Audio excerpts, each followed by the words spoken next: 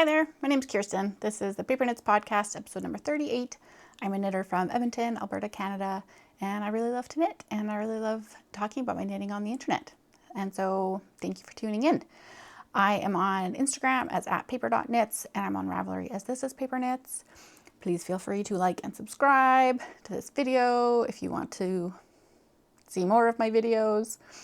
And I have a lot of updates to share with you today. I love to knit. I have felt like I'm in a knitting rut.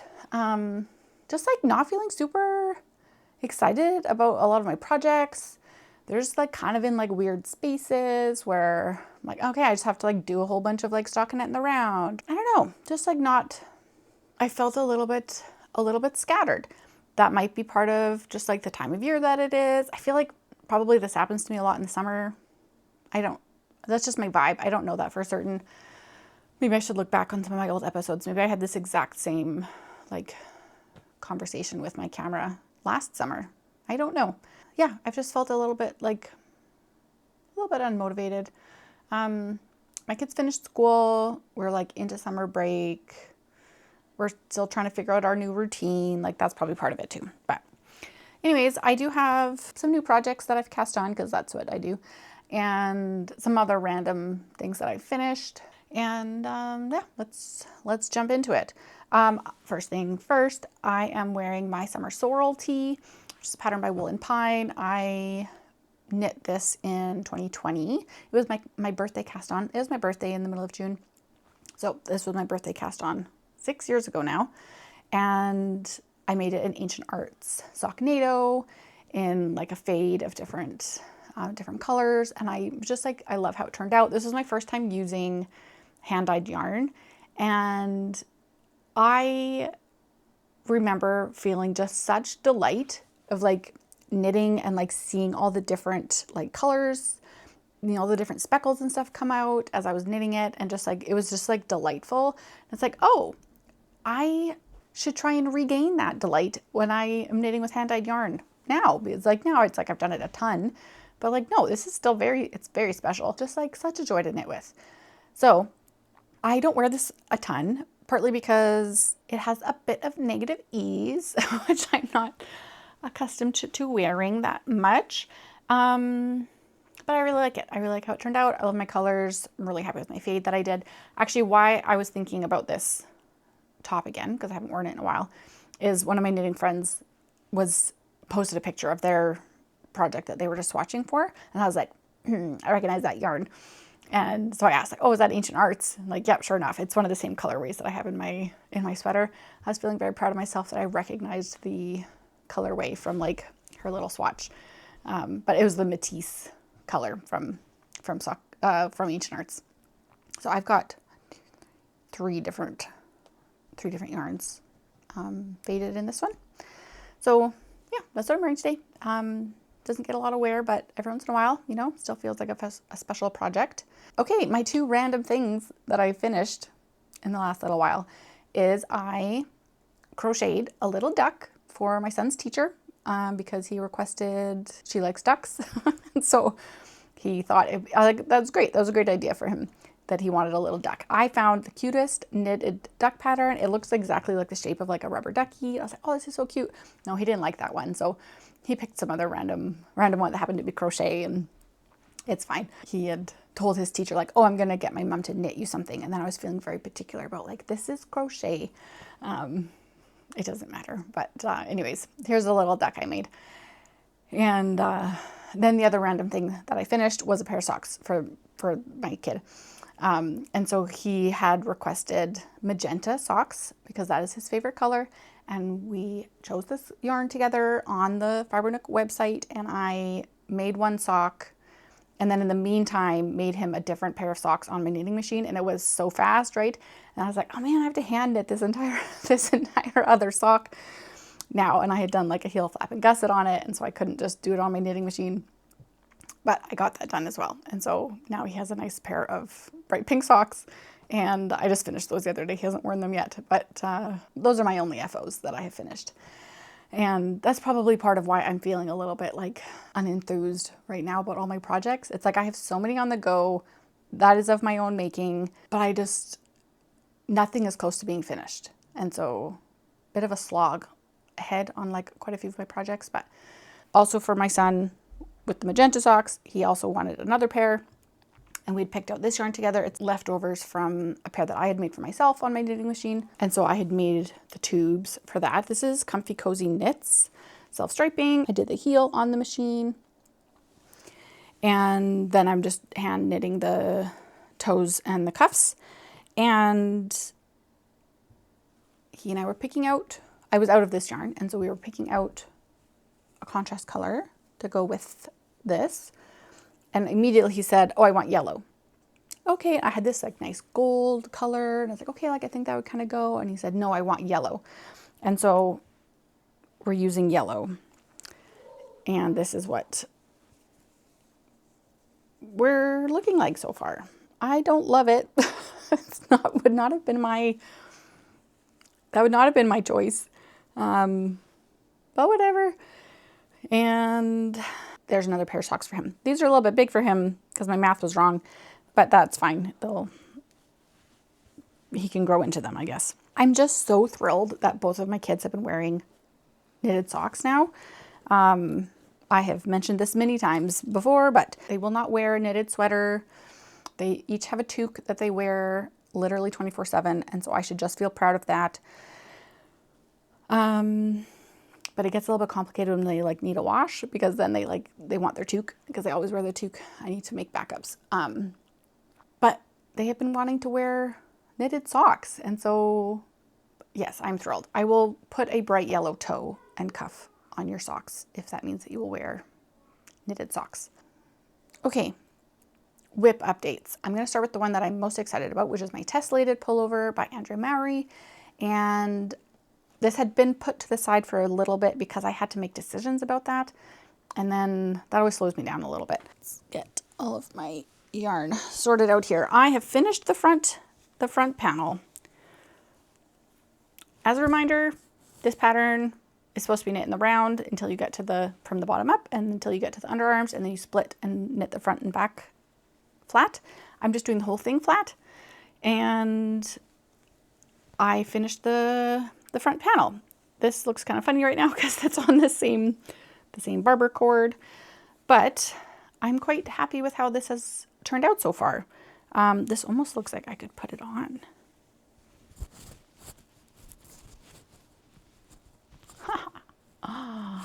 There, look, I finished a sweater.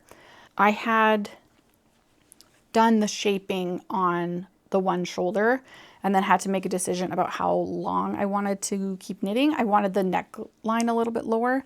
And so I did the shaping in the pattern, and then I just like kept knitting straight for a little bit longer. And I had to decide how long was the right amount. And then I went and did the other one in like an evening. And so once I got that finished, then it was smooth sailing from there. And then I could go back and work on my back panel. And so I had, oh my gosh, this yarn is just, oh my God, look. Okay. That is not my best move there. The yarn management of this project has been the hardest part of it, which I knew would be the case, but actually, you know what happened? This got dumped over earlier today by my kid and my cat. And so that's why it's extra jumbled right now. Anyways, here's the back panel. I had maybe 2 inches less than this the last time.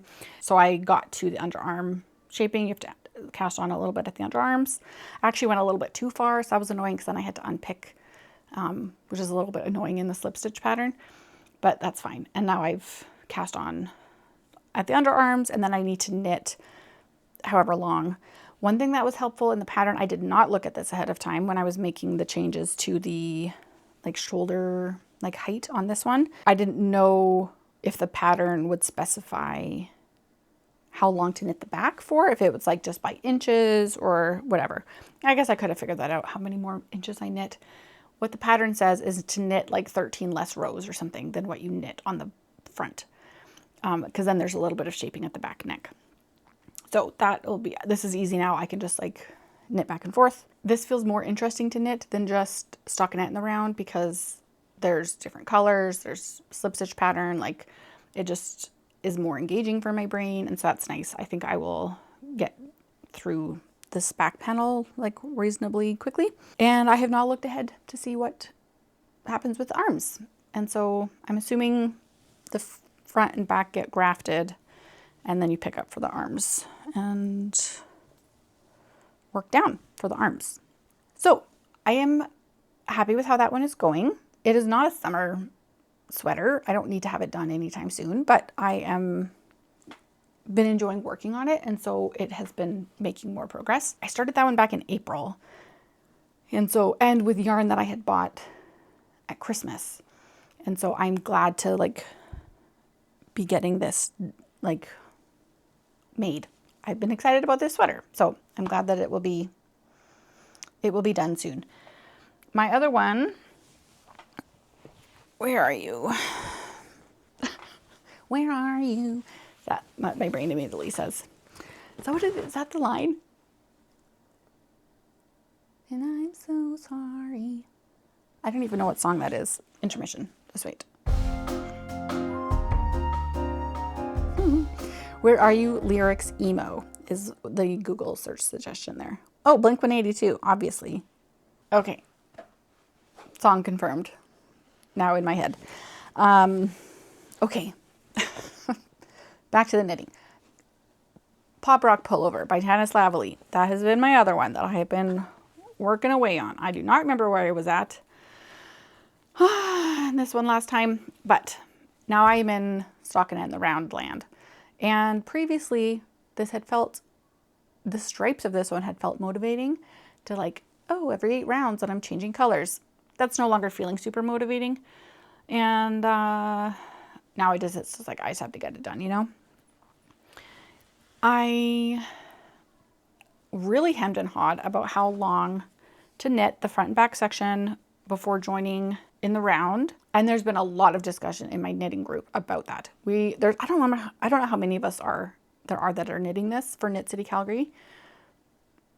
Like 10 maybe? 10 plus people? Not sure. I'll fact check myself.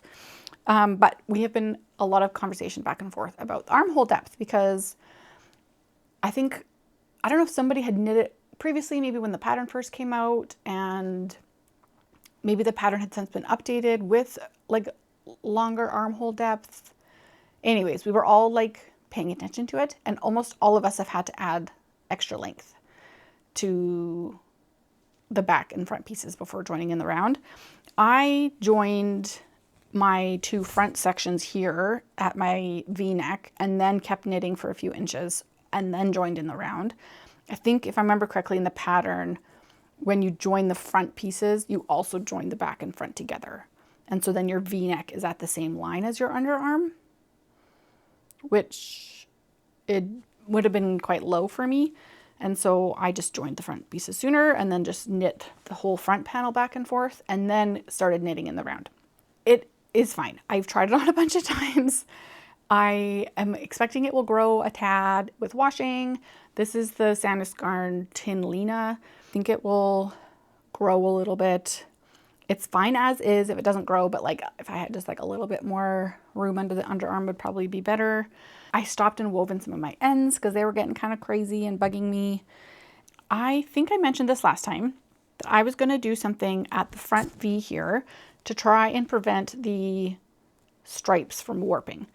And so I don't love when that happens. And I think part of it is when you pick up for the neckline. And so it might get worse once I pick up for the neckline in whatever way I decide to finish this. I think it's an I-cord finishing on the pattern. I added a little section of short rows at the center V. So let's see if that can show up there. I experimented a little bit. I wasn't sure if I needed to do it in the green or in the beige, depending on like where my line, like where the join was. I ended up doing it in the green section, but I added just a little bit of back and forth at the V when I joined in the green section. And so that I think what the effect is that it brings that down a little bit, and so it's not pulling up at the V anymore, and that white stripe below it is laying more flat. Go away, tails. Am I correct in my view of how this is going? If it works, I'm going to be very pleased. So we'll see. Like I said, once I pick up for the neckline, if that like distorts things a little bit more. So far, so good. It was a good experiment. I had to rip it out a couple times just to fiddle with it a little bit, but that's going well. I just need to knit now, you know? Okay, I haven't touched my colorwork mittens since last time, so no update there for you. I have cast on a new sweater, so let's look at that. I cast on the Peerie Shop Cardi, which is a pattern by Mary Jane Mucklestone in the Grand Shetland Adventure book. And I have made the Riggy's cardigan from here before. I like all of the patterns in here. I kind of want to try and make all of them. And I could set myself a goal of saying by the end of 2027, but I'm not going to do that. But because I also really like the shawl that's on the front. I sort of vaguely made this plan, I think in April again. The Knitting Loft was having a sale, and so I had bought some yarn and bought a bunch of alpha slopey. So I bought the dark black heather, and I had a bunch of leftover alpha slopey and let lopey in my stash that I was like wanting to use up, and so I decided to make this sweater. I'm playing with gauge a little bit. In the pattern, it's knit with let lopey, which is the Aran weight, and I think the gauge is like 13 stitches per 4 inches or something. Yes, and I have knit the, what's it called? It'll come to me. The Felix sweater, the Felix pullover by Amy Christoffers in let lopey. I think that one is like 14 stitch gauge, and I knit it in let lopey, and I don't like how open and airy it is. In this book, in this pattern, there's a comment at the start from Mary Jane Mucklestone saying, I use a looser than typical gauge for a lofty, lightweight garment. The magical quality of Icelandic wool puffs up to fill the space, which, like, yes. And also, I don't like it so open and gapey like that. I previously knit a colorwork sweater in alpha slopey at what ended up being a tighter gauge than maybe was necessary. That one was called the Tesselated Pullover, which is my made-up pronunciation of that word, by Lincoln Newman. And that one is knit in alpha slopey, is the suggested yarn at 13 stitch gauge. I think mine ended up being more like 14 or 15, especially in the color work. Anyways, I decided to just do this one in the bulky yarn. It would give me more like outerwear for my weather climate here. It wouldn't be so like open and like letting wind in, etc. And so I swatched for, like, it's a colorwork yoke and then it's just plain body, and there's some colorwork at the cuffs and the hem. And so I just swatched for the plain section, but in the round, but still just without doing the color work. And then I just went up a couple needle sizes for the color work. And my gauge, I've adjusted my needle size a couple of times because my gauge was getting a bit tight, and also just kind of like experimenting with different ways of knitting color work, not make it so tight and bunchy. It's a little bit bunchy up here at the top. Anyways, it is steeked, and I think I'm probably going to needle felt it. There's just like all of this, this chaos on the inside. When I was picking my colors, I used Stitch Fiddle and put the chart into there. Depending on the yarn, you have the option of like putting in which yarn you're using, and then it has all of the colorways for that particular yarn. So that's kind of nice, instead of having to like guess the closest, you know, color from the color wheel.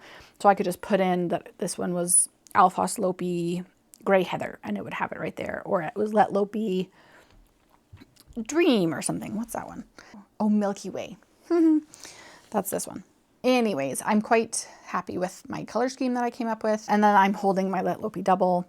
And I also didn't cast on for the neckband first. I'm going to go back later and pick that up because I wasn't sure exactly which color I was going to use. In the sample from the book, it's knit in a contrast color, and same with the button band. And I don't have enough of any of my yarns except for the gray to do that. And so I don't think I want to do that. I'll just do it in the black one probably, but I just cast on directly for the color work. And I'm actually almost done the yoke color work section, and I don't know if it's going to be long enough. You do knit some plain before you split for sleeves, but I might like fiddle around a little bit and add in a different color work motif. Been enjoying this. Nice big gauge, which was a nice change of pace as well, and color work, which I always enjoy doing. So yeah, that's been my random cast on that I did. When did I cast that on? June 6th. Okay, one more random cast on, which is right here. As I said, it was my birthday in June. I often cast on a new project on my birthday, and I didn't have one planned out this year. 2 years ago, I think, is when I cast on the Stria cardigan, and I had bought yarn specifically with that in mind for my birthday cast on, but like I hadn't done that at all this year. And I was like, I don't need more sweaters on my needles. Like, what do I want to do? And I was like, oh, actually, just kidding. There's things you can knit besides sweaters. And so I cast on with my hand spun for the very first time ever, ever, ever. So I have been spinning since 2019 in theory. I think that's the year I got my spinning wheel. I have never knit with it. I've not even wound up a ball. Have I? Maybe I did very one time. I don't know if you can see that. I have a tapestry kind of thing that has one of my first skeins of hand spun in it, which feels very special to me, but I have never knit with it. And I decided it was time. So when I got my e-spinner, I spun up these 2 random braids of mystery fiber that I didn't even know what they were. And I literally have it in my Ravelry stash as purple and blue mystery fiber and gray alpaca ? So I cast on a shifty cowl, and I wasn't planning to cast on a shifty cowl. I was planning to cast on a DRK everyday cowl because I wear mine all the time and I really like it. I decided that the shifty cowl was going to show off the hand spun better. And so I have made a shifty cowl in the past in 3 different colors of spin cycle. That is now in my Tesselated because I ripped it out. I never wore it. It was a weird shape. I had made a mistake somewhere along the way and my numbers were off, and I'm realizing now probably how I did that.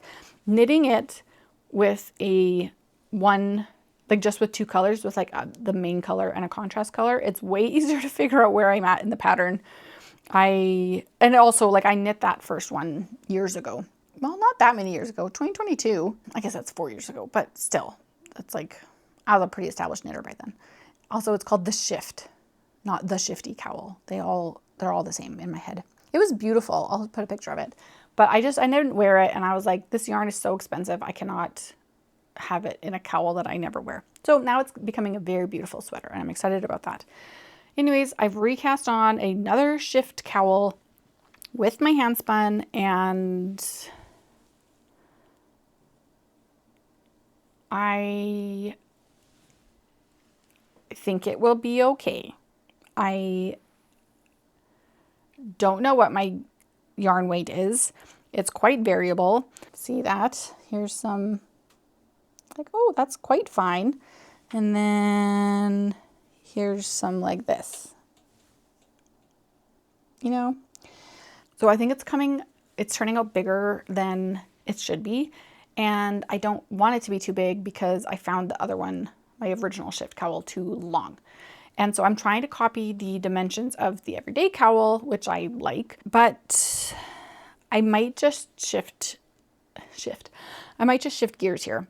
Right now, also the construction of this is kind of weird, and I remember that throwing me off the first time around too, but what am I even knitting right now?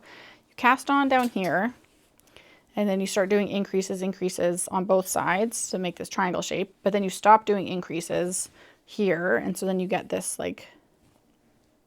this horizontal shape. This ends up, I'm pretty sure, ends up being at the back of the neck, and you seam it to its like counterpart at the end.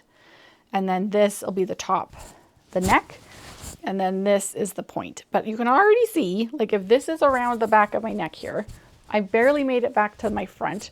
I have to keep doing increases. Like this will be knit straight. I'll keep doing increases down here. It's like as long as my torso right now. It's going to be aggressively long if I keep going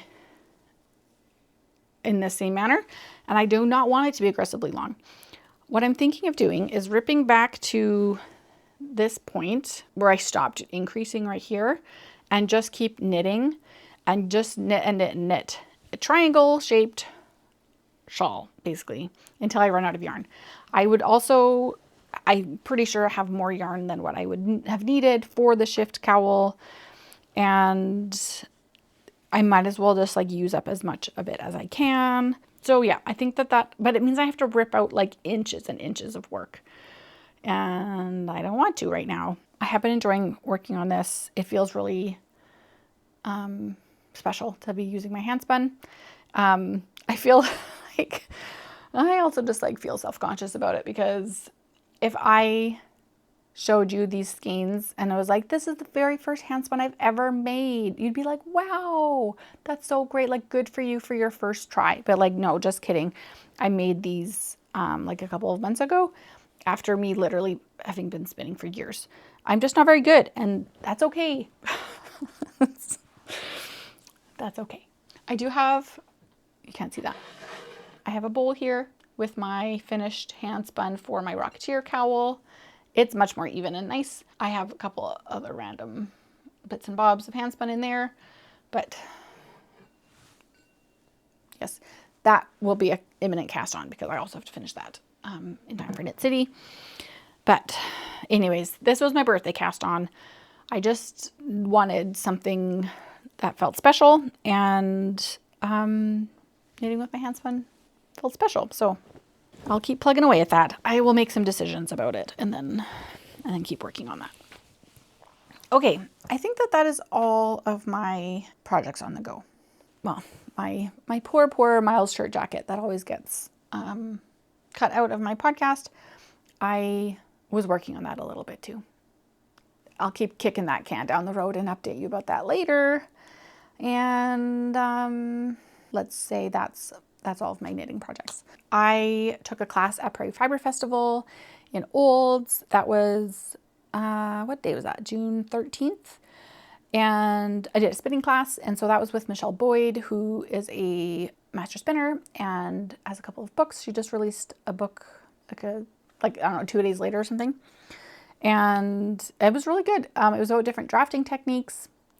And so we learned short forward, short backward, long draw, and spinning from the fold. It was really good practice and really good to like have, yeah, her instruction. I haven't taken a class with her before. And I got a bunch of like little samples. Let me find those actually. You know when you clean and then you don't know where you put the thing away? Okay, I put it in a logical spot. It's in my spinning cart. So I have little samples, little plyback samples of different things. So this was a BFL silk, short forward draw, short backward draw. In theory, these should look different from each other. They don't really. This one's long draw, you know, more fluffy. That was a different fiber. And I have this little, oh, I think this was long draw too. A little miniature skein. So yeah, it was good. I enjoyed the class quite a bit and got to hang out with Jolene, with our e-spinners. Did I take any pictures?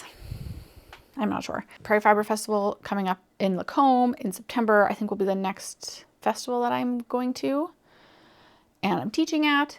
So if you happen to be local and want to take a class about steeking or about finding and fixing your knitting mistakes, then check out the Prairie Fibre Festival website.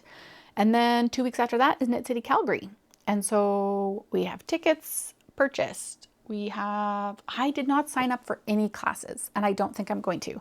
I was so excited about the class list getting dropped, like announced. And I was kind of disappointed in the options. So I'm pretty sure in my last episode, I said how I was like gonna like, you know, embrace the you know, excitement and like, it's okay for me to have, you know, high expectations about this, and me feeling worried that like whenever I have high expectations about something, then I get disappointed. And then I like saw the class schedule and I was like, oh shoot, I'm kind of disappointed. But it's just, yeah, the one I was pondering taking was a full day class, which is probably what the deterrent was for me, but about prepping fleece from like raw to spinning with Melissa from Melly Knits. And probably it will be a great class, but it is the full day on Friday. And I don't think that's a good idea for me to start my weekend that way. I did 2 classes last year, 2 years ago at Knit City, Calgary, and I was supposed to do 3 classes and I didn't even make it to my 3rd class. I bailed because I was just so exhausted.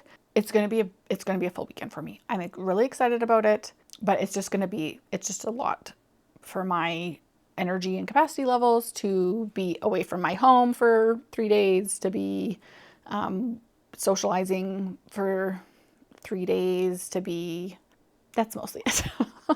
So if I spend the first day of that in a class for 6 hours, I don't think that's a great start for me for the rest of the time. And I have, like, not that I know what I'm doing, but like in theory, I have prepped my own fleece. I have a huge bag of fleece in the other room that I will, oh, I'll show you my wool combs that I got.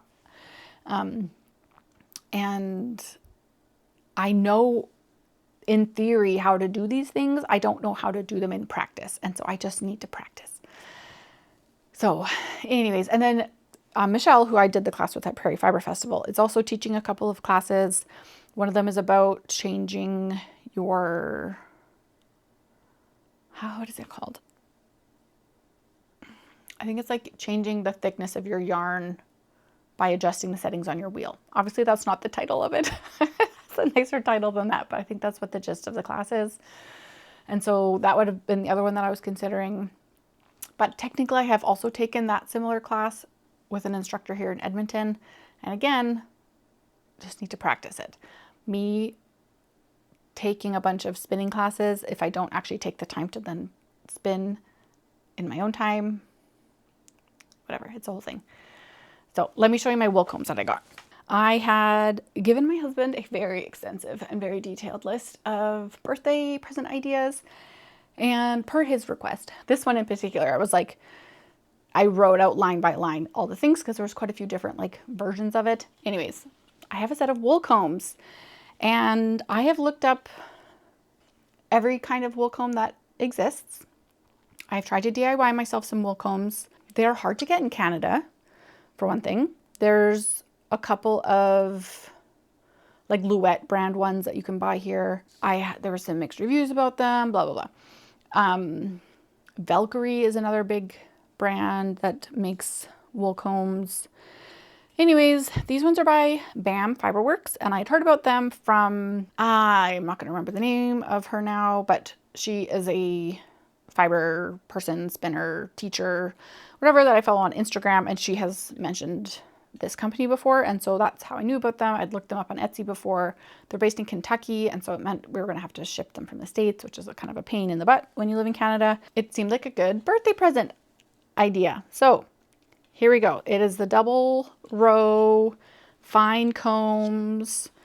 They are very sharp, and we have this, which then you clamp onto your table, and then you put your wool on, and you comb it off, and you put it back on, or whatever. So I haven't tried them yet, but I will try them soon, and I'm excited to do that. I'm excited to spin some of my fleeces that I have washed. The other thing that I got for my birthday, which is not knitting related in any way whatsoever, but I'm excited, so I'm going to show you, is Taylor Swift Tortured Poets Department Anthology on vinyl, and it's hefty. I think there's 4 vinyls in it, maybe. It's the full double album, and yeah, I'm very pleased about this. So as soon as it arrived, then I was down here in my beautiful space listening to my favorite album. I don't know if it's my favorite album, but I think it's my favorite Taylor Swift album. Okay, one day I will have a finished sweater to show you, And probably next time I will also have new cast-ons because you know what? It's just fine. In theory, I was going to finish I was going to use up some of this yarn that I bought last time at Knit City Calgary before Knit City Calgary came back again. I haven't done that yet and probably won't do that, but that's okay. And I don't feel like I really finished off what I was saying about the classes at Knit City. I had already been planning purchases, so I'm just going to focus my energy towards that. Oh yeah, and decided the money that I would have been using towards a class, I will just put towards yarn, so or fiber, and that's fine too. I don't need to take a class, it's fine. Okay, so that's everything now. I will see you next time, and happy knitting. Bye.